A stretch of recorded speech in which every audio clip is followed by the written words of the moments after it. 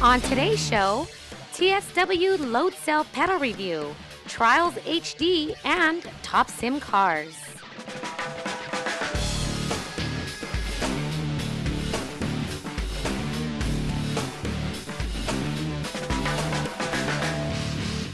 This show is sponsored by Sim Raceway. Welcome to Inside Sim Racing. I'm your host, Jessica Lopez. And I'm Sean Cole. And today is actually our 60th edition of Inside Sim Racing. That's a pretty big deal, huh? It is a big deal. Yeah, I think we've done more shows than that, but this is the 60th Inside Sim Racing. Yeah, we released some special reports here and there. And the original SRTs. Do you remember what was your first? Which episode? I think it was 11. Close, 12. 12. Oh. So you've been around for 48 of them.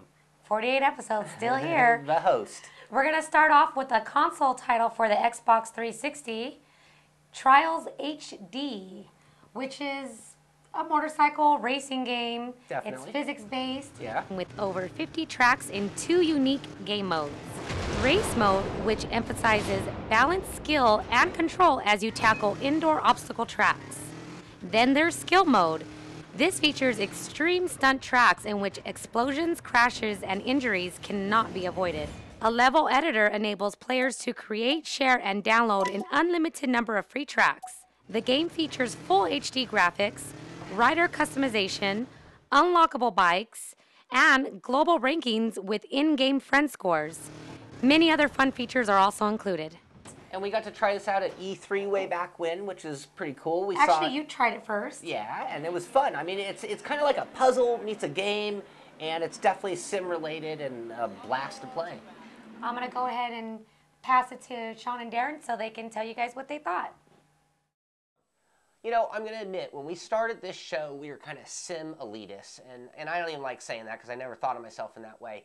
And since then, we start covering a lot more things. The show was sim elitist. Yes. I mean, the show was definitely, we did sims only. I mean, PC sims only. We didn't even cover console. And I personally am so glad that we opened up our mind to covering just about anything that covered automotive or racing or anything done on a computer, console, anything. And one game that we saw it at E3. Yep. And I didn't think we'd cover it on the show. I didn't either when we first saw it. And I mean, I thought maybe, it was the fun. Side thing, but yeah. But I'm just really glad that we opened our mind and we cover other things. And this is going to go into the category of diversion game for me. I just sometimes need to get away from sim racing. And I love playing first-person shooters and all sorts of different things. I also like puzzle games. And this is a automotive puzzle. Or automotive is bad. A biking puzzle game. I was thinking about this morning. This is Excitebike. You guys remember that from the old days, right? I mean, obviously, graphics much better. Excitebike meets MX Simulator meets Crazy Machines. I mean, this is a really cool game. I mean, this is not a sim. Puzzle racing game. It is a puzzle racing game, and the controls are simple. So this is when I say diversion, I don't have to put a lot of thought into this, even though it is a puzzle game. It's left, right, gas, and brake. Yep. It's that simple. But there's a lot of physics. Only. You can't use can't use the obviously you can see here by what we're showing you guys, but can't use any kind of controller besides a gamepad. But that's all you need. Physics are really cool in this game. I mean, the bike reacts the way you would expect it to. Yeah, it does. And when you gas it, it wheelies appropriately. When you put a lot of weight forward, it presses the front end very well. All sorts of things, and when you flip through the air, you can affect the rotation speed, and sure, it goes beyond realistic, but I think I've done 6 or 7 flips in one jump. Yeah. But the way it moves is very good. Yeah, the crashes and the explosions, catch it on fire, and I mean, one of our favorite things to have fun with is the bone breaking. Yeah, oh, and this is great. There's 2 different modes, by the way. You can go through levels up to 5 different stages, total of 35 tracks. Yeah. And you can work your way progressively through them, and they get more and more difficult. And then there's these skill things that we've been doing. The bone breaking one. Yeah, Sean's like, dude, have you done the bone breaking one? I broke off 100 bones. I'm like, oh my god, I gotta check this out. So we started doing that. This game is just a blast. I mean, hours and hours of fun. We're not gonna. We mentioned this morning. Hey, should we put this thing? I said, you know what? This title would hold up well on the way to rating scale. It would. the shabam. But we're not gonna put it on that just because it's not a racing sim, right? You know, so there's just a lot of areas that just aren't covered, even though it would do well. So we're gonna put it on our rev scale, and we'll give you that in a couple minutes here about what our score was. But man, what a fun game! I had a blast with this. Yeah. Red Links. fun. Red Links. Yeah, the guys there in Finland. And it's just an incredible sim and again, a puzzle. When I say puzzle, so you go out on your course and you've got various jumps, but then some of them you need to time it right or do a flip or clear a certain distance, and you're always trying to figure out what it is to get through that whole stage, and you just work from start to finish, and you're against the clock. Yeah, Sean was playing this game before me, and a couple days before me, and then I started playing. I'd like to thank the guys at Red Links for sending us some codes to check this out. But Sean wants to finish the whole level in one shot. Yeah, no restart. You can restart at certain checkpoints. I just want to finish the level and keep moving on. So all of a sudden, I'm past Sean in the game, and he's like, "What? I haven't seen that level yet." I'm like, "How did I pass you?" It's like, "Dude, I don't finish the level." You got bronze medal, 4 restarts. I'm like a perfectionist when it comes to this thing. Yeah, I just want to blast through it and have, finish the puzzle. And have more fun. Yep. Yeah, exactly. But so you're going along, there are huge explosions. You've got things falling out of nowhere. You're going along on a platform that just disappears or explodes. Again, it's just countless different challenges. And leaderboards. You got live leaderboards that show your friends and where they're at. You actually got a meter on a lot of the levels that show you where they're at in comparison to you during the level, which is pretty cool. I saw Sean's name pop up there a bunch of times. I'm like, oh man, I gotta beat his time. So it's cool. Anyone on your Xbox Live list is going to show up on the tracking thing. And that leaderboard's all tracked through it. Game costs 1,200 points. It's available through Xbox Live, so you just download it on your Xbox. 1,200 points, which comes out to about 15 bucks. Like we said, well worth it. 35 tracks. There's a demo too. Yeah, definitely. And the you demo, can check it out. Try the demo. You will end up buying it. I guarantee you. There's a track pack as well. And that's going to be 400 points, which is about $5, and that's going to be an additional 23 tracks. So plenty of fun. Hours. I'm not even close. I think I'm about 3/4 of the way through the stages. I have put hours and hours and hours. I don't even want to tell you how many hours I've actually played this already. It's just that much fun. And I'm going to keep playing it. This title's a blast. Yeah, it is. And then there's free downloadable user content. So somebody you know might have made a killer track, and you can download that for free. That doesn't even cost you points. Nope, nothing at all. So anyway, I mean, that pretty much wraps it up. Definitely check out the demo. You see the demo, you'll agree with everything we're saying. So you probably want to pay for it after you play the demo. So on a rev scale, what are we going to give it? I'm giving it a 10. I'm giving it a 10. This thing's worth the money. Everything about it. I was thinking, is there anything wrong with this game for what it does? No. I love it. No. You guys did a great job on it, Red Links. Yeah. Again, thanks for hooking us up with it. Yeah, we got this at E3. We stole this from your booth or somewhere. No, we didn't steal it. It was given to us. Yeah, it was given to us. But anyway, thanks for hooking us up, and I recommend it. I do too. 10 out of 10. Trials HD. Check it out on the Xbox. Yep.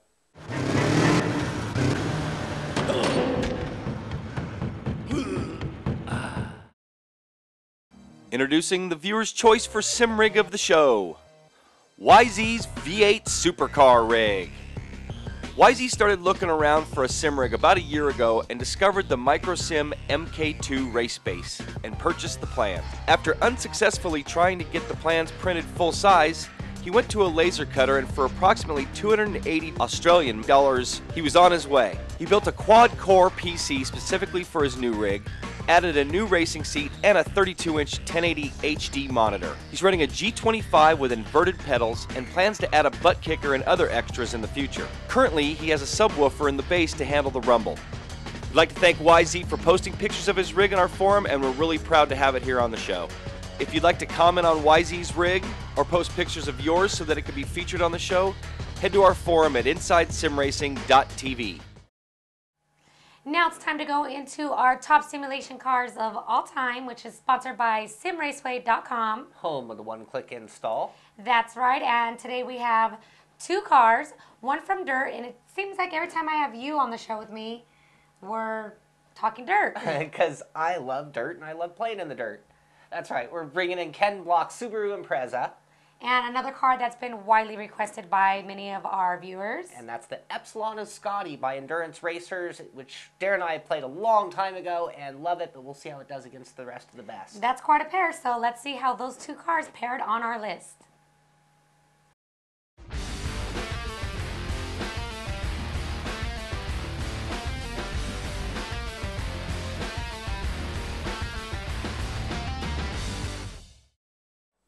So we get to finally take a Dirt 2 car, which we're always talking about on the show. You've been wanting to put a Dirt 2 car in there for a long time. Since we first played the sim. Yep. Anyway, we're putting the Subaru WRX model, that one in particular, Ken Block's to be even more specific, the Monster Energy drinks. That's right. And it's a great looking car, so you want to just get right to it? Let's get to it. All right, well, physics. You know, Dirt 2 has some great physics. As much as it's a game, it's definitely a sim, and the physics in this car, for me, it just feels like dirt. It does. It does. It does feel like dirt. I think the only place that the scoring suffers in Dirt 2 is the lack of adjustability and the lack of to really know what's going on with the car. Right. You know, on tarmac or whatever, you don't know what your tire temps are. Right. You know, you can't adjust. There's not really much adjustability at all. Really only 5 things you can change. And they're just sliders. Yeah, so very little setup. And on the damage end of physics, there's a lot of visual, but the physics, yeah, you get a little bit of wheel damage and a little cockeyed thing, but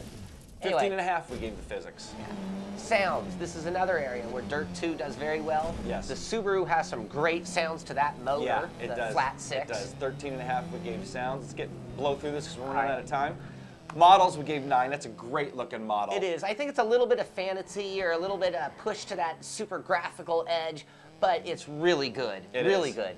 9 we gave model. Cockpit we gave a 9.5. I just want to say, this might be my favorite cockpit in all of sim racing. Yeah, it is really cool. I really like how they do the cockpits. And I don't care what anybody says. I love the bobbing heads. And you know what? That's part of the physics. I mean, that is definitely showing physics. And we're going to talk more about that in trials when we review that. Or we did talk about that already in trials. But that's going to do it for this car. What do we give it overall? Not bad on the list. 86.3 overall, which is great. 12th overall on the list, coming out of Dirt 2. Fantastic. Yeah, no, where it did excel too is in default set 4.25 and damage 4. Force feedback realism. I don't care what anybody says. Dirt 2 has great force feedback. We gave it a 9 now. Yeah, you can almost drive blindfolded. It gives you that much feedback. So yeah, 12th on the list it ended up. Next up, we have the Epsilon Uscati. This is a cool car that we've known about for a very long time. Hopefully I didn't butcher that name. This is a Le Mans Series car. This car's run in the actual 24 Hours Le Mans a few times. Yeah. And it is awesome. It is awesome. It is a very aggressive styling. I mean, you see a lot of prototype or LMP cars. This one is truly unique, and I love that. I do too. Got this one, R Factor Central, on my hat here.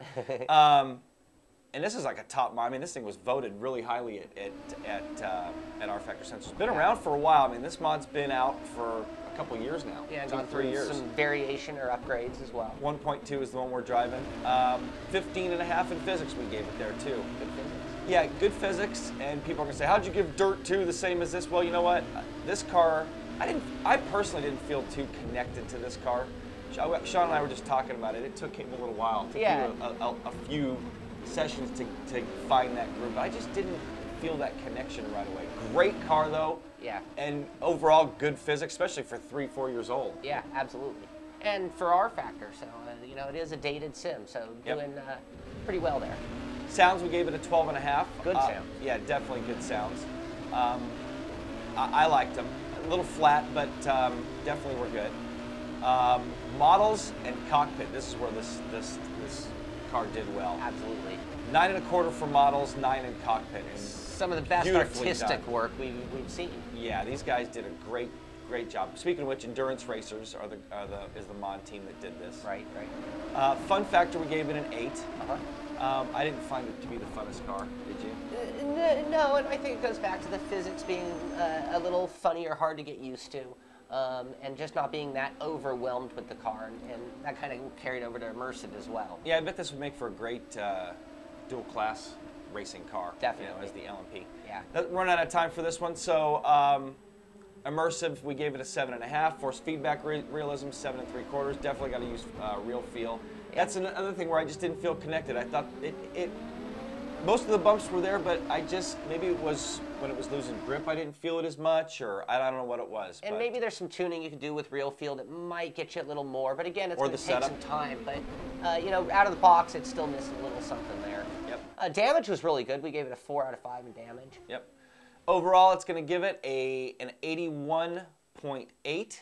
Not bad. 25th overall on the list. And quite a list now. 34 cars. I keep saying that. I said that we had 15 cars, but now we have like 34 cars on the list. What have we started? Yeah, it's growing. I can't wait till we're like at 50. We will be at 50 soon. So actually, as it gets closer to 50, just being in that top 25 is going to be a big deal.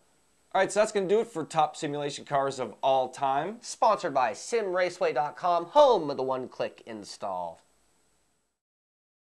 Check out the Open Wheel Challenge Series at Sim Raceway. $17,000 in cash distributed over 12 weeks of racing in the WCP 2009 mod for R-Factor. Run in one event or all 12 and try to win the championship that's worth $3,000. Each individual race win is worth almost $1,200 in cash. Head to simraceway.com to check out the Open Wheel Challenge Series now. It's now time to get into our top story today, which is sponsored by Sim Raceway, and this is a pedal set by TSW. Thomas Super Wheel is the name, and these guys have been in the business forever, making very high quality stuff. They were actually the first to make some high quality wheels, and Darren and yourself had both told me that that was the first wheel that you guys have had. Yeah, I had a stack of broken plastic wheels that finally motivated me to step quality up. wheels. That's right, and finally step up to the high quality of Thomas Super Wheel. So that was a long time ago, though. Now they have this pedal set, which retails for a little over $500 together with the pedals and all the accessories, the pads and the, what is it? Load cell. The load cell. And the thing about what we have, we're looking at their top of the line set here with their upgraded pedals, the clutch, and that do-it-yourself load cell all installed into the plus $500 unit. That's quite a price, hefty price, but it must be worth it. I don't know. Let's find out. All right, here we are with our review of the TSW load cell pedals. Some kick-ass pedals. TSW's been around for a long time, as we mentioned, and I was talking to Sean. We were talking about it this morning. 2 of my original wheels are still working. Yeah. And I've sold my wheels to guys that are still using TSWs to this day. So TSW makes bulletproof product. And I have hacked my TSW apart in so many ways. It's lived through 3 or 4 different custom sims that now I'm just down to sort of the steering shaft that still works. Yep. And everything on it still works, actually.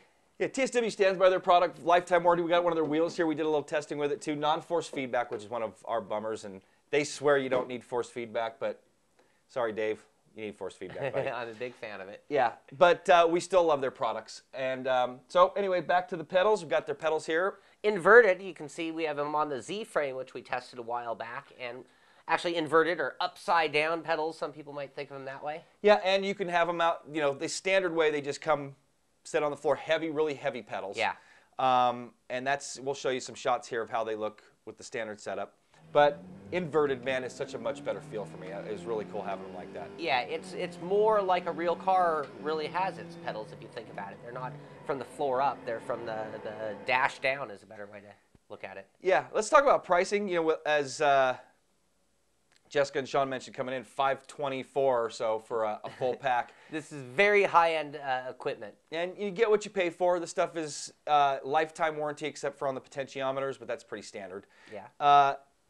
Just a standard 2-pedal controller, no load cell. Now this is the load cell version we got here. Is $230 as a standalone set. Right. If you're just to plug them into a TSW wheel, they're only $135. But the 230 gets it to where it's just a direct USB plug-in. And that's the gas and brake pedal, obviously. Exactly. And then a 2-pedal controller with a load cell, you basically add another $200 or so, and it's $418. Okay. So then you start really getting up to that. Load cell is about $200. Right. And if you don't know what a load cell is, again, the gas and the clutch are working on potentiometers, which is a standard controller way of telling your computer the input. It just measures distance, like a variable light switch you might have on a chandelier. Exactly. A dimmer, like a dimmer switch. And then a load cell is measuring the actual distance or pressure that's traveled. Yeah, the actual forces. It's actually using a flexing member of some sort on top of sort of a potentiometer type way of measuring distance. It's very interesting, very high tech.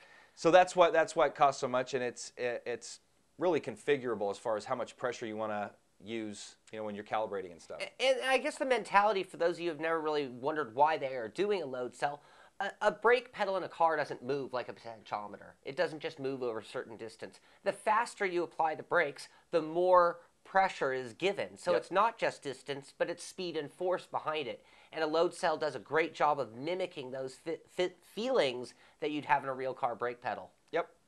And then now, if you want a 3-pedal set with the clutch, $481. So add another $70 or so.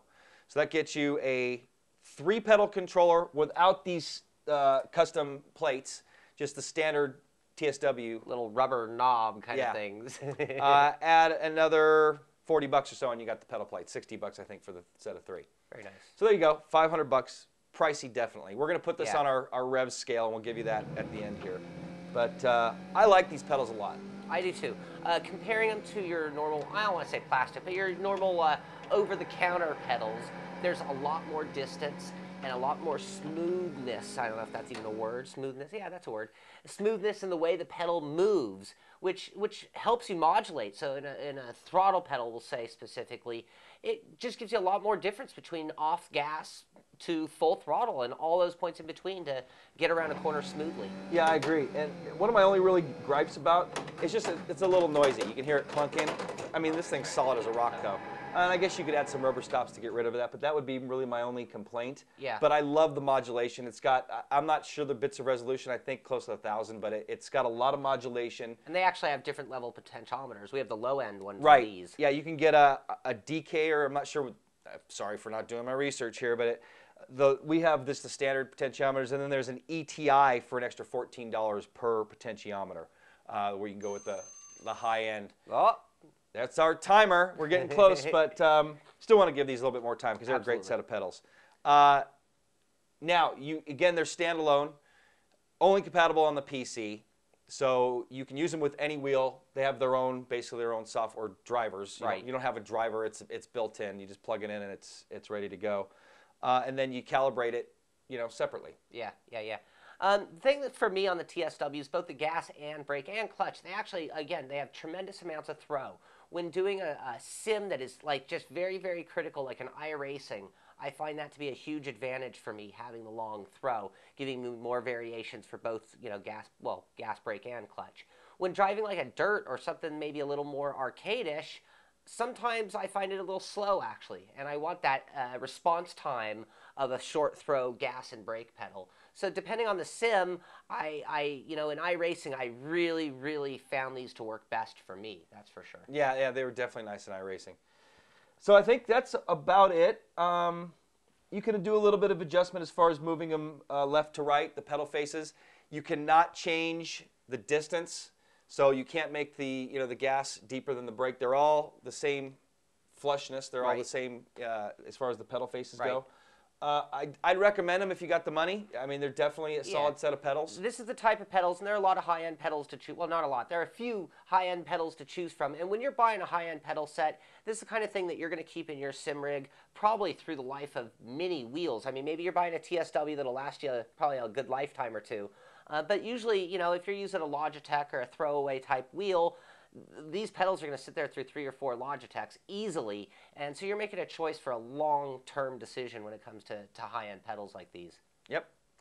So that being said, on our rev scale, we gave it Ocho. We gave it an 8. Yeah, easily got an 8. Yeah, it did. And the only reason why we brought it down from a 10 price, they are a little pricey. Yeah. If they were right around the $300 price range, it would have given it an extra point. Yeah. The clunkiness, that brought it down a point, and that's, I think, pretty much it. Yeah, and the clunkiness is sort of, again, the TSW way. They overbuild stuff. They're not super flashy, but we're talking industrial strength, and that's definitely what kept it up on that scale so high into the 8. Exactly, and if you want a pedal set that, built to last, I mean, you're not going to need another set, the unit. You may need to replace the pots, the potentiometers over time, but that's pretty standard in any any controller that has potentiometers in it. But that's going to do it. Go to thomas-superwheel.com. You want to check it out. They also have some other products that are coming out. 720-degree wheel. Yeah, very cool shifters over there. Very expensive. Sequential some of the best shifter. shifters I've seen. Hopefully we'll have those on the show. And coming up, we're going to be reviewing their standard shifter, standard gate shifter, which we love. This wheel, we're going to do a little comparison.